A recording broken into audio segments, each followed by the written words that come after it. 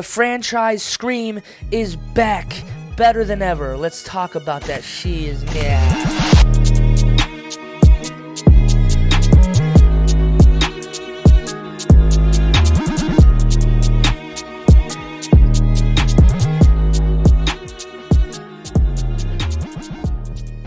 The Scream saga continues as 4 survivors of Ghostface leave Woodsboro to New York City, where Ghostface, of course, follows. Now, this movie, Scream 6, takes place a whole year after Scream 5 takes place. If you guys watch Scream 5, I enjoyed Scream 5. I've enjoyed most, if not all, Scream movies to date. It got a little iffy in there around 3 and 4, but 5 was amazing. In my opinion, the second best Scream movie was 5, and then this one, not as good as 5, but it is still pretty good, and we're going to get into our review now. This is your chance to click off the video if you do not want it to be spoiled. We will be talking spoilers later on in the video. I'll try to stay away from some of the spoilers as best I can, but it is going to be hard to review this movie without talking a little bit about spoilers. Let's hop straight into it with the pros of Scream 6. First thing I want to say about this movie is what I said earlier, that this is taking place in New York City, which, if you know anything about the Scream franchise, all 5 movies prior were in Woodsboro. So this is the first Scream movie that actually ventures off into a bigger city, is that it does take place at a different city, in a different location. Finally, we get a breath of fresh air from leaving this horrid town, and some people have some smarts and like, let's go to New York, let's live our lives regularly. That's what the 2 main characters are trying to do now. They're trying to live a normal life, and they have different ways of coping with it as well. Speaking of the 2 main characters, Tara and Sam, played by Jenna Ortega and Melissa Barrera, is that they are phenomenal. They are great. They are perfect in this movie, and whoever casted them for Scream 5 and now 6, you did a hands-down great job. It's making me not miss legacy characters. It's actually doing complete opposite of what the directors think we want.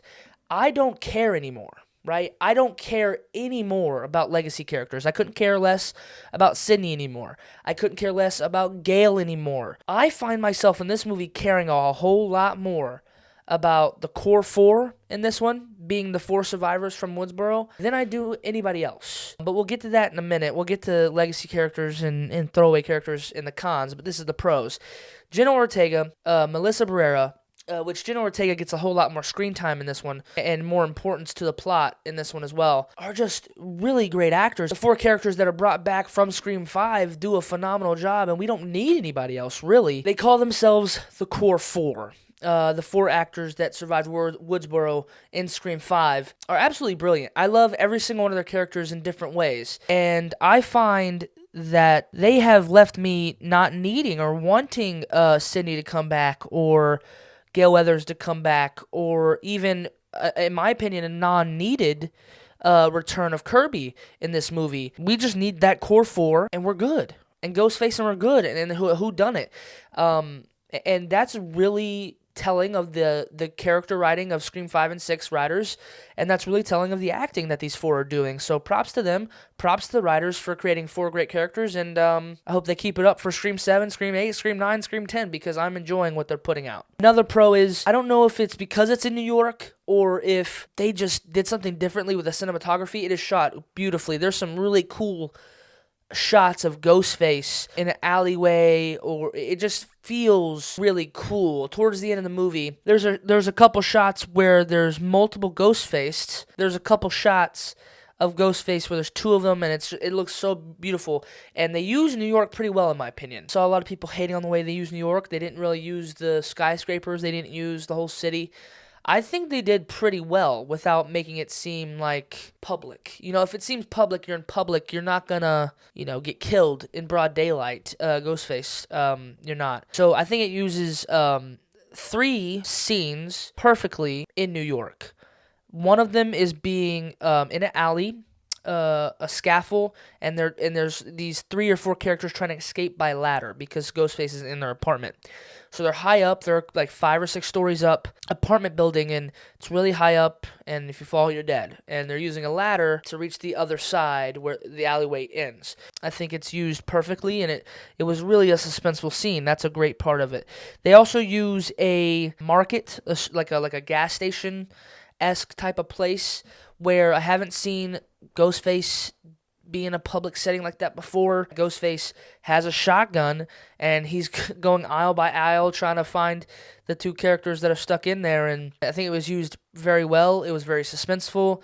I loved every second of it. And the third one is my favorite. The third one is the subway. You see it in the trailers, but I was not expecting that it would be that suspenseful, or they were going to use 2 subway trains, and it just felt like, oh, what are we doing? What are we doing? Pulling my hair out. And it was fucking amazing. I love those parts about this movie that are different from all the other ones. Another pro, at the very beginning, kind of allures to this might not be your everyday Scream movie. And this is why. Starts off regularly, a woman on the phone, and Ghostface is in New York or whatever, and she's on the phone with Ghostface, and he leads her down an alleyway and pops out, kills her.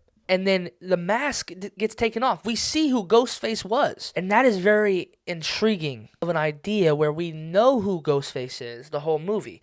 That could be a future idea. They don't use it here because he immediately gets killed off by the real Ghostface. Ghostface that reveals himself, who is getting slaughtered by the actual Ghostface in this one. He says a line, "What about my movie?" Alluring back, of course, to all the previous killers saying, I want to be Ghostface now, this is my turn. This guy says, fuck your movie. Fuck movies. He says something along the lines of that. He says, no, who gives a fuck about a movie?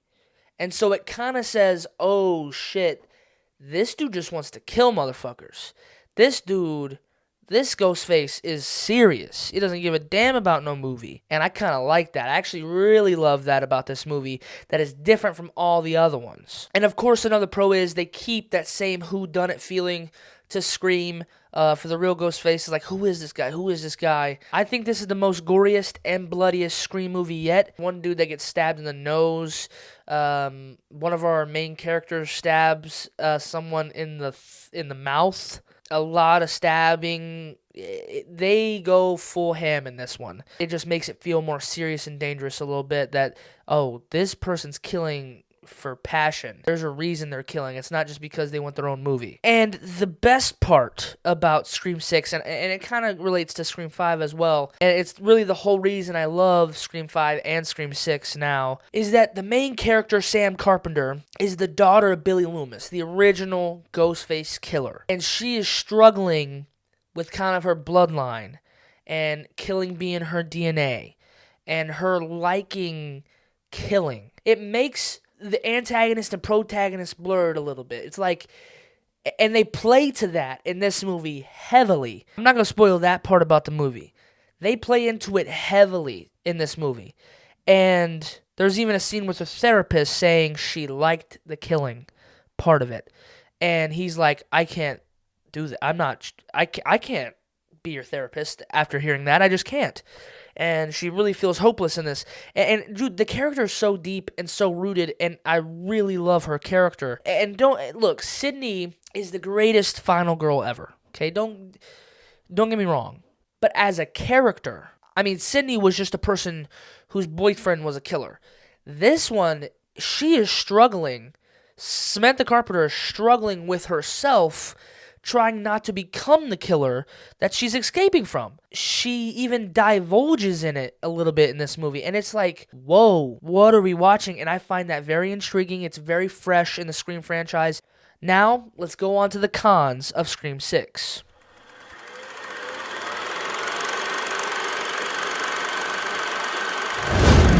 I referred to it in the pros. Get rid of the legacy characters. Get rid of them. We don't need them anymore. They're a waste of your budget because they're high-paying actors, right? That they've been in these Scream movies. They've been in 5 fucking Scream movies, so they're going to ask for these money, and that's why Sydney, of course, wasn't in Scream 6. I don't care for the legacy characters anymore. Seeing Kirby again was great. However, didn't really care about her.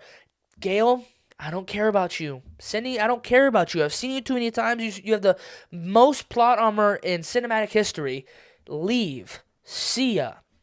And I don't want to see the legacy characters anymore. I'm good. I'm good with the core four. I'm sick of these legacy characters that have no character development, screen time, like unwarranted screen time, unimportant screen time. You're wasting money, you're wasting our time, and you're taking away what could be a great thing with these new set of characters. I am so intrigued about the new set of main characters, but they honestly get pushed aside sometimes in Scream 5 and in Scream 6. You moving to New York could have been a perfect way to be like, we're done with the legacy characters. For the first time in Scream history, which is not a huge deal, but it does bother me a smidge and takes me out of the movie a smidge, is the meta horror commentary that we're in a horror movie. It feels forced for the first time.